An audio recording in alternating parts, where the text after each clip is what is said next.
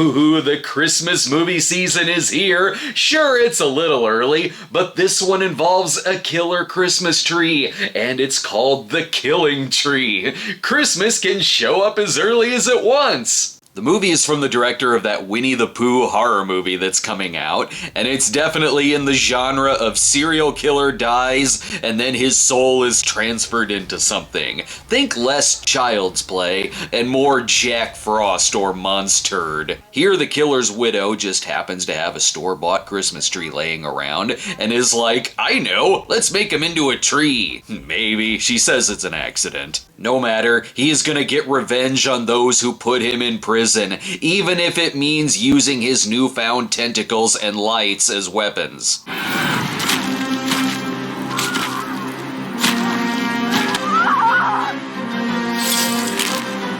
Sure, it's impressive that the tree is alive and killing people, and that it frequently changes size. But what's most impressive is that the tree lights are able to stay on regardless of where he's at. I think the funniest part of the movie, though, isn't when he's killing people, it's when he jumps out the window.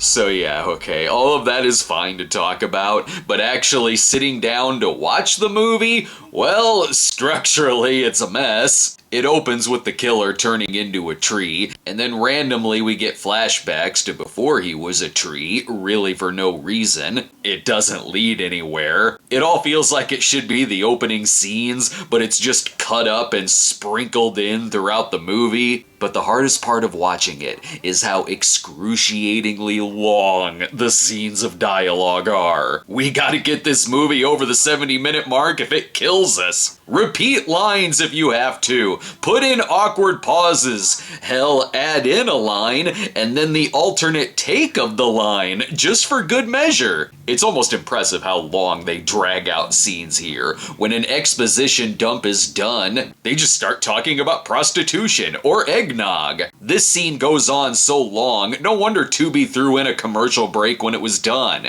Then you might have two socialites arguing about petty drama, or extended scenes of characters getting ready for a game of blindfolded tennis. Brace yourself whenever someone says goodbye in this. They're not leaving yet. They still got plenty of small talk and dawdling to get through. A lot of times they're talking over each other or speaking so quiet that I can't understand what they're saying. I didn't. Yeah, thanks. That she'll do anything to get into. Hell, I kept forgetting this was about a killer Christmas tree. Then when I'd remember, I'd be like, for the love of God, show up and rip someone in half.